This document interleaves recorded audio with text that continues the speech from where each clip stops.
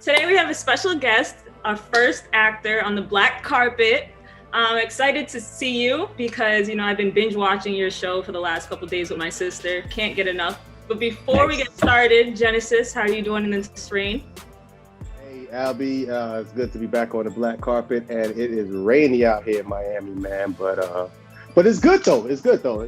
Miami's going to change. The beautiful weather's going to come back out. The girls going to get back in their bikinis. The dudes is going to get yachts, and then everybody's going to come back into the city. But right now, we're getting our showers a blessing, so I appreciate that. But I'm actually excited today because this is the first actor that we've had on the black carpet. Usually these guys are on the red carpet doing their thing, but we got him on the black carpet today, so I'm hyped about our first actor. Who is he, Albie? So our special guest, he's on Dangerous Lies, Survivor Remorse, The Banker, Shaft, and A-Train on the Amazon Prime show, The Boys. Jessie Usher, welcome to the black carpet. How are you? What's that? I'm good. Thank you for having me, you two. No, it's good to be here. I'm happy to break the mold on the first actor on the black carpet. You know what I mean? I'm feeling at home. I feel like I should be in Miami, but I'm gonna hold it down in LA for right now. All right, so today we have 3 scenes that we're gonna act out, and we want you to judge us, or be the producer. Tell us how we do. Okay. All right. So let me see. Hold on. So this one, just to give it a rundown. So there's 3 movie scenes or 3 movie scenes that we're gonna do.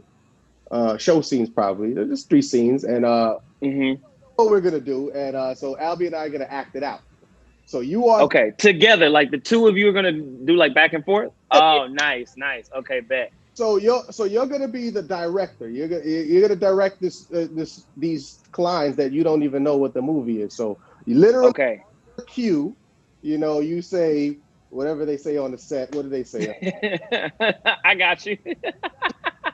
All right, cool. All right. Well, let's get it quiet on the set. Let's see. Yeah. All right, let's roll camera and action. I ain't trying to be no dog catcher. Why not? I don't like dogs. That's the beauty of it. I grab a dog, I choke a dog, I kick the shit out of him all day long. My foot's up a dog's ass. Bang, bang, bang, all day. Cut. Nice. Nice. All right, Jesse, what movie? Friday. Cool. Friday.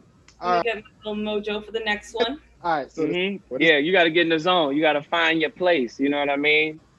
Hold on, they saying that. Hold on, they saying I need a little touch up. They say no. Hold on.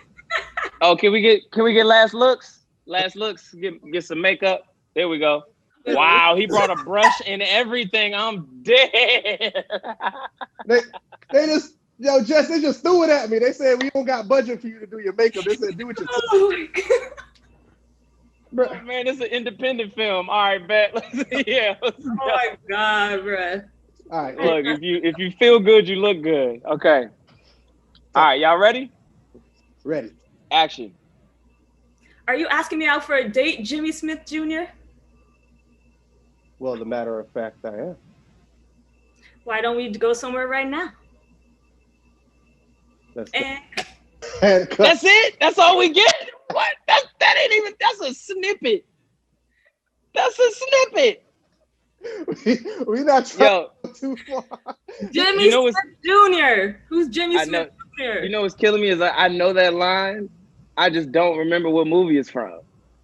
Can I give you the city? Give me the city.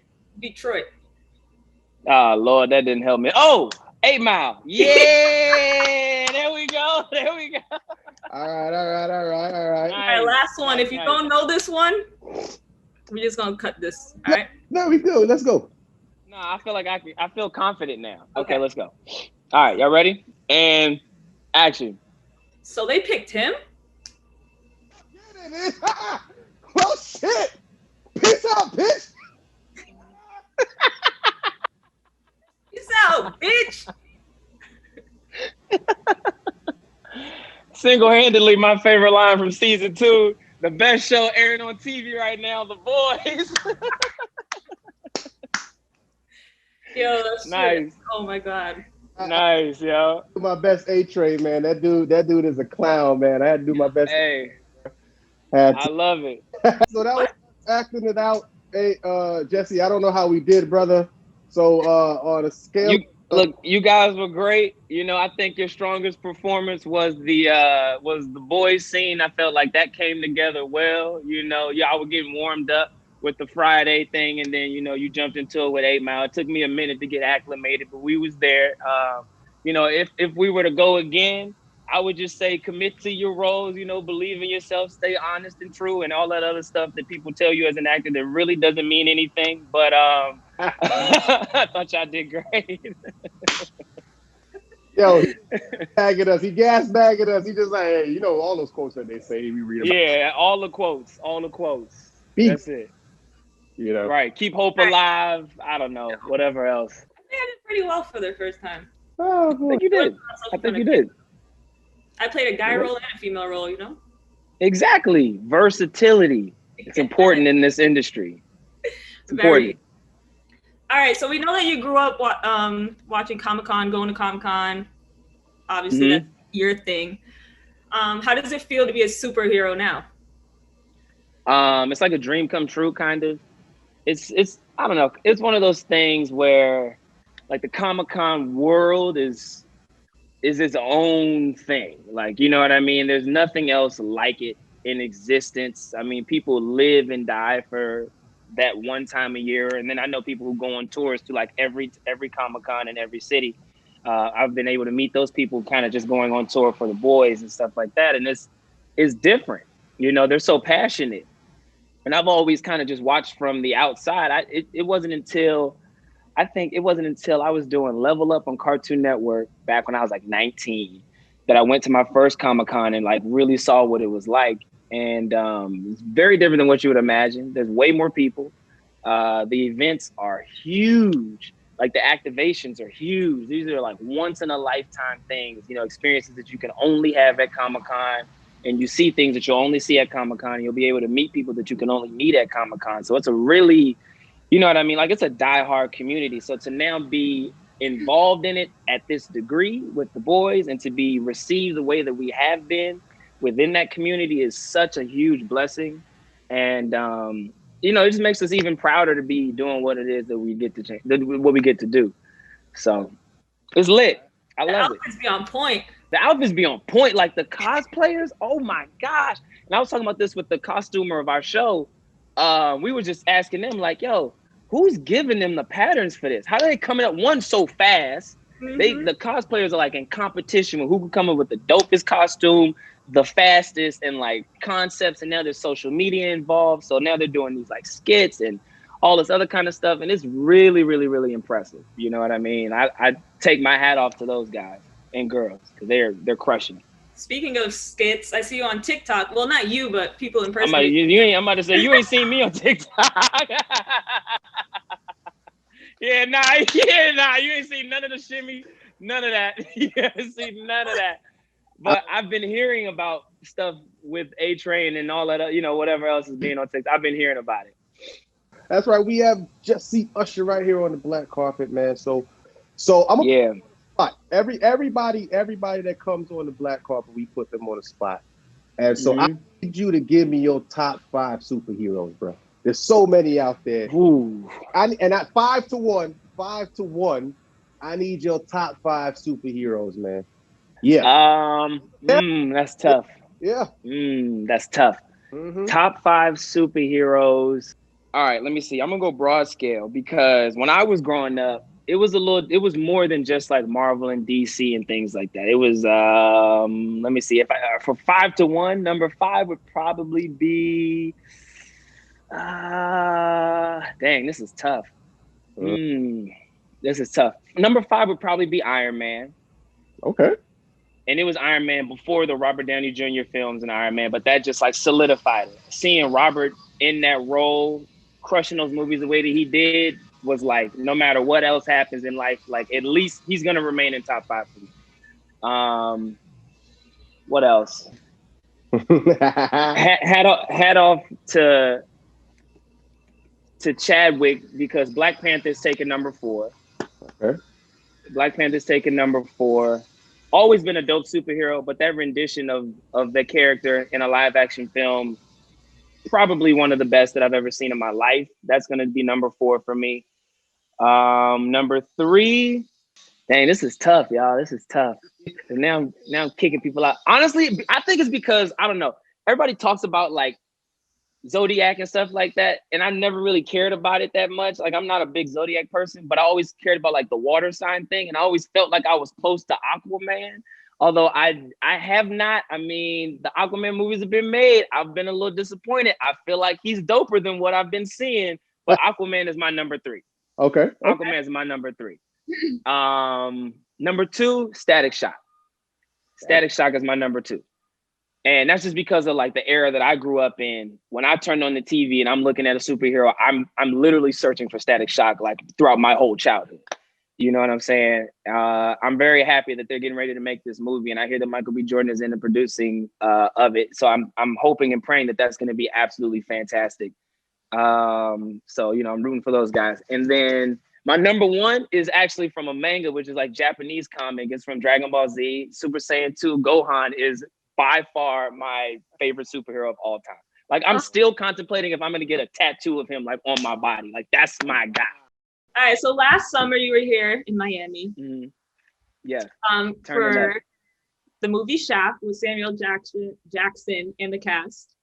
Mm-hmm.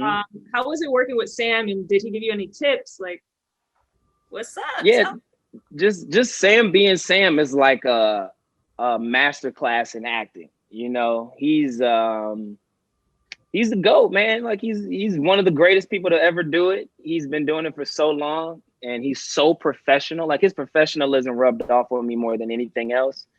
And yeah, he'll give you tidbits here and there. He'll challenge you in a scene. You know, he'll kind of, through adversity, he'll build your confidence and make you feel like you can really stand your ground and hold your place amongst anyone and with anything across the board. But his professionalism, the way he approaches the job, is what kind of rubbed off on me. Like, he's number 1 in the call sheet, but he's first person to come to set when it's time to work. He never, I mean, like, he will, like, people flub and all that kind of stuff, but like, he knows everybody's lines, not just his. He knows everybody's job. He's so familiar with the way filmmaking is done, and done well, that like, he can help every department kind of get what they need, you know, because it's usually the actors who are the hindrance to other departments. Is because as an actor, naturally you're a selfish performer. You want your performance to be good. I don't want to stand over here. I want to stand over here because, you know, this is what like I'm feeling. Like, I feel like I would turn to the right or whatever it is. Always something with an actor. But like with Sam, he's like, what do you need? Like, you need this shot to work, to blend, to do this, blah, blah, blah, blah. So this is how we do it. And he's like, you know, he comes with knowledge and like all, I don't know, he just has his mind wrapped around filmmaking as a whole, and he's able to make everybody's job easier so that we can accomplish the same goal, which is making a good film. And, you know, doing it efficiently and effectively. And seeing him do that kind of changed my perspective on what it is that an actor can be. There's still a little bit of the selfishness in there. You know, there will always be that, because you still have to care about your performance, or you're just going to be doing whatever all the time. But with Sam, he's like, this is what I need, and everything else is flexible. So like, if this is, you know, if you're telling me you need me to turn over my left shoulder, I'll make it work. If you're telling me you need another take for technical difficulties, we'll make it work. There is no laying it out on the floor, not being able to do it again. Like, he's a classical trained theater actor. You know what I mean? Like, there's power in that. And just watching him on a day-to-day basis, being able to like keep up with his pace was a challenge. But I left that set feeling much stronger than I did when I first walked on there, for sure. So I just wanted to know, what are some of the songs or some of the music when you're on set that you vibe to? What's in your dressing room? Who are some of the artists you rock with? Yeah, music is a big part of the mind frame of like getting into what it is that I got to do. A lot of times, like, you know, especially if it's early in the morning, I'm listening to something that's going to get me hype, and it's whatever is relevant at the time. You know, maybe I might jump back.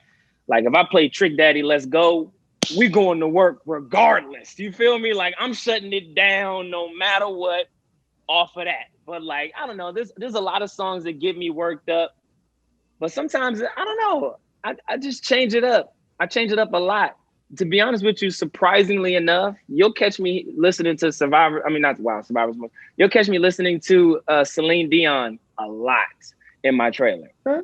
Or like if I'm starting the day, or you know, because sometimes they have you go through like what they call the works, which is like hair and makeup, and you'll be in there for like an hour. I'll just be playing like 90s R&B, kind of just like setting the tone at a nice even, you know, a nice even plane, and then whatever levels the job brings, I'll let it shake me up, and then I'll kind of re-level myself around lunchtime again.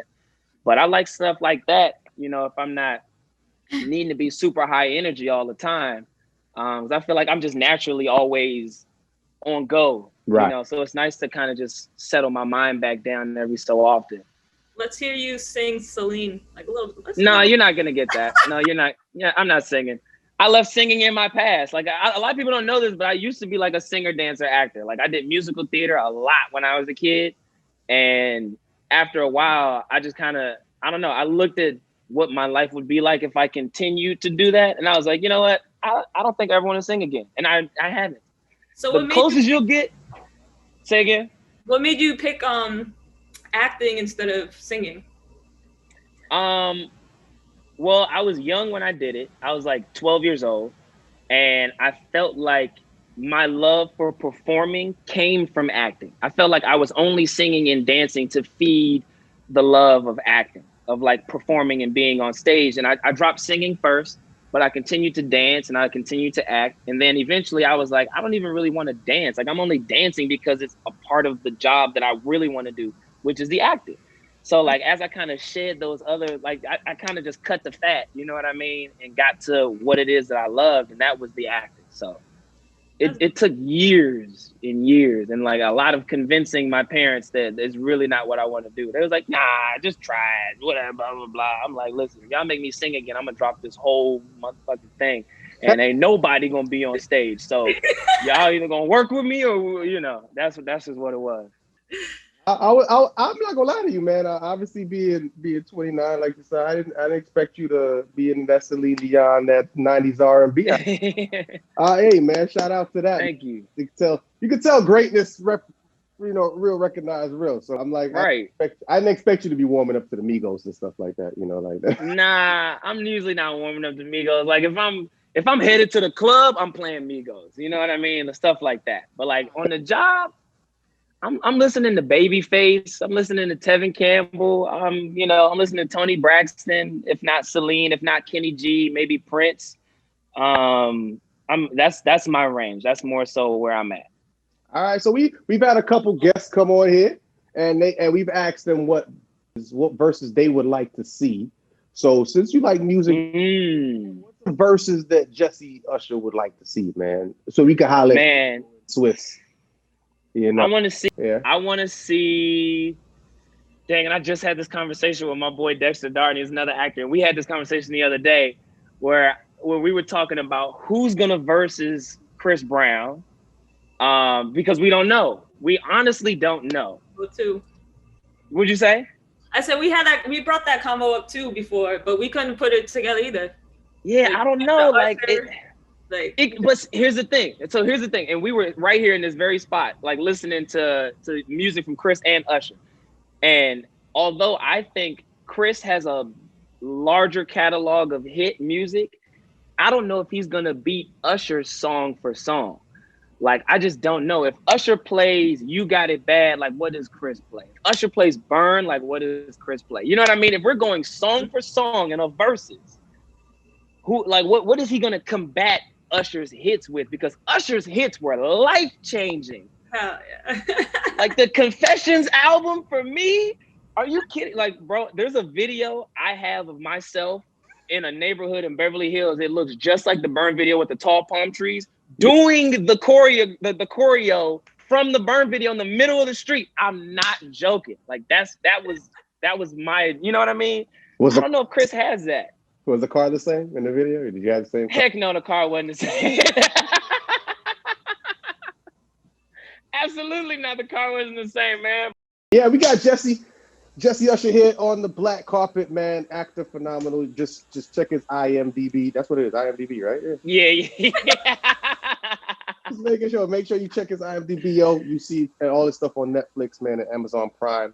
Yo, amazing what he's doing for the culture over there out in LA, man. But out of music coming into real life, man, Puffin Big got a song called More Money, More Problems, man. I always like to ask my black carpet friends, y'all got a little change in y'all pocket, man, y'all taking care of. What are some of these situations, when you get some of these requests out of nowhere, or all of a sudden, a whole bunch of people you ain't seen last year. I know Jessie got a story, bro. Man. I got stories. I do got stories. I think the wildest realization of like more money, more problems happened for me before I even got money, really. It was the anticipation of money. Well, no, it actually had nothing to do with money. It was the anticipation of a role that changed the way it seemed like almost every person in Los Angeles started treating me. Like everybody. And that was when the press release went out for Survivor's Remorse. I didn't even know that I booked Survivor's Remorse yet, because like I don't read, I don't read media every day like a lot of people in LA do. And I understand when they do, they want to be on top of it. They want to know what projects are coming out and who's involved and stuff like that. And I feel like I do, like it trickles down eventually and you hear about everything. But I'm not the first person to wake up in the morning and see what got greenlit and who's doing. I'm not doing that.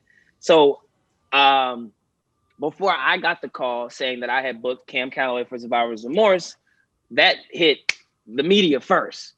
And I was just going to 24 Hour Fitness to hoop like I always did. You know what I'm saying? It was like a every night occurrence for me and my boys. And I walked in the gym and everybody in the gym knew before me.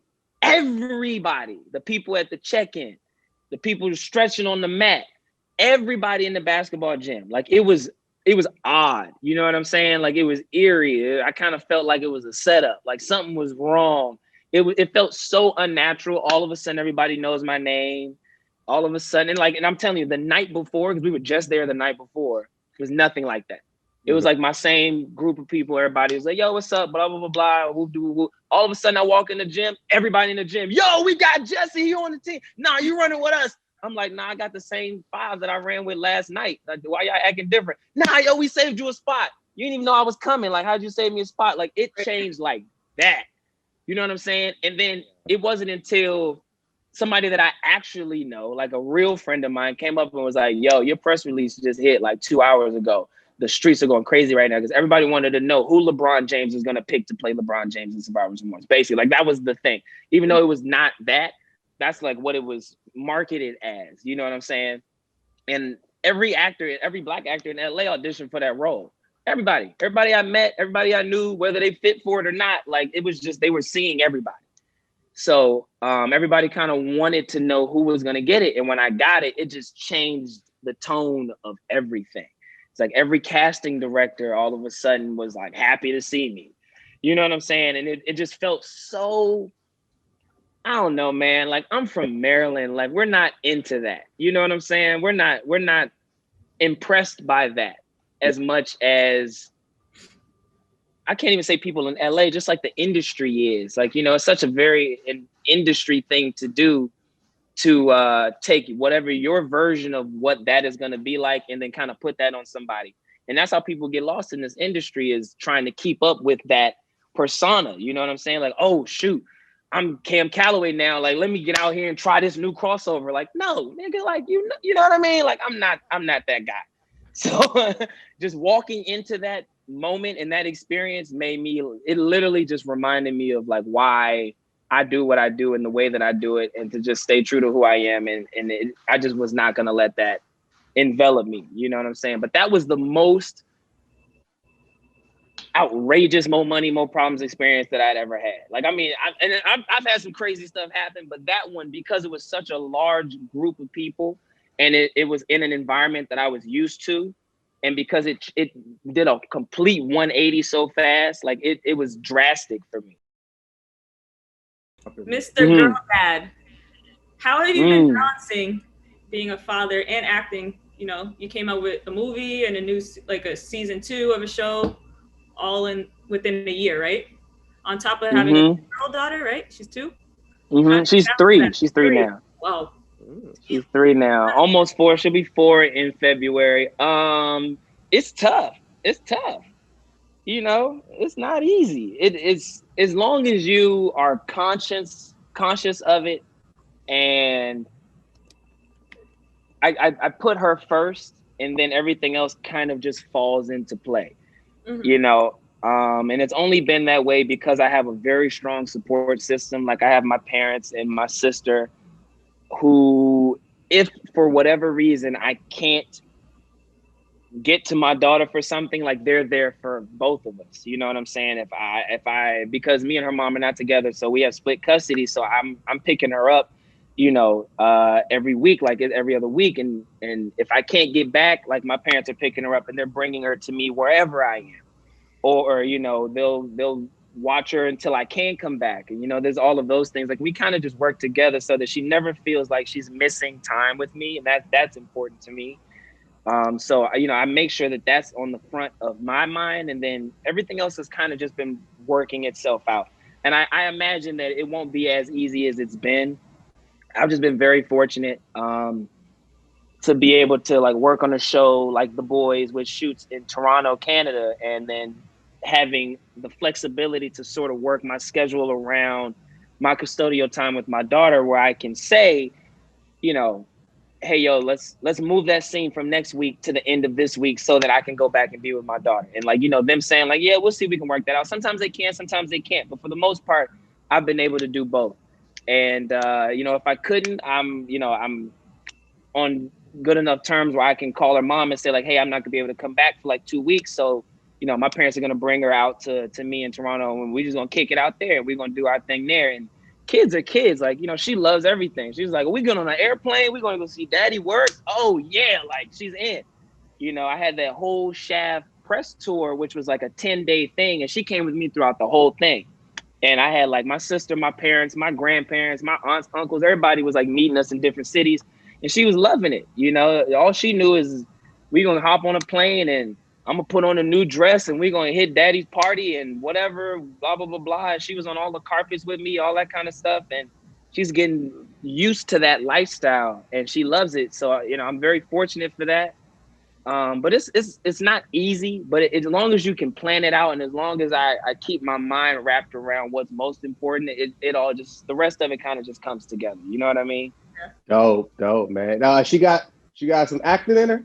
You see some. She listen. She nice, boy.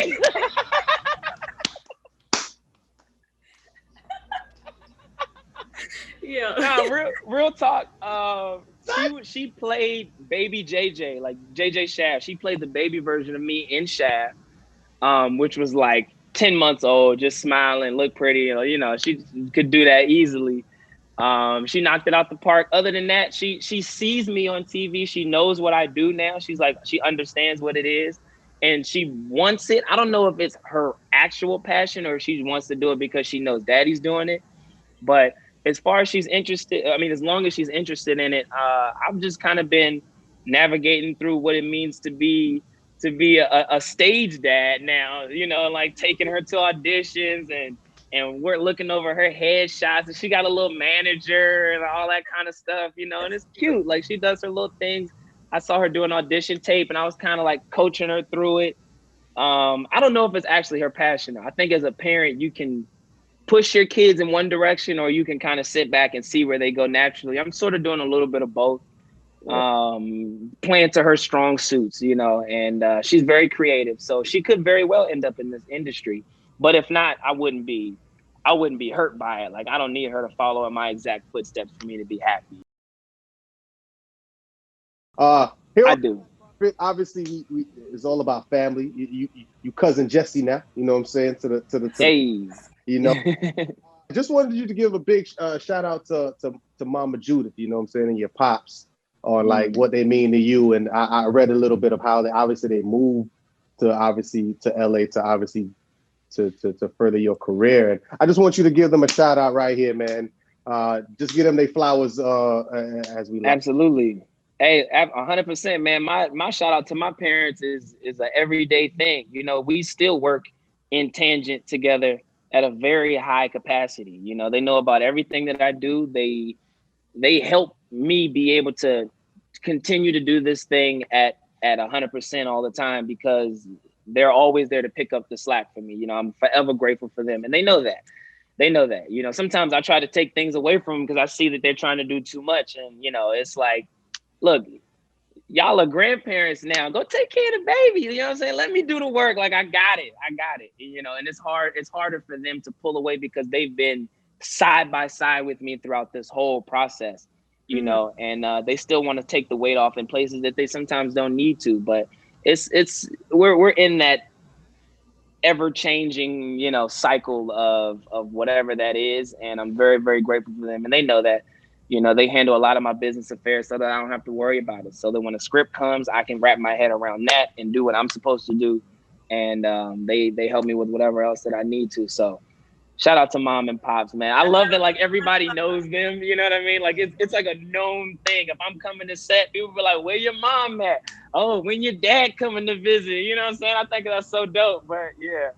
I think it's dope. It's a family affair, man. And I think it empowers you and it makes you feel confident that obviously you have the support system pushing you. And I think, and shout out to them, man. So we just want to show them some love right here on the black carpet, my G. 100%. They're going to hate it, though. They hate when I talk about that. Hey, we get them their flowers, man. We going to get them their flowers, bro. You know what I mean? It's 100%. Up to them.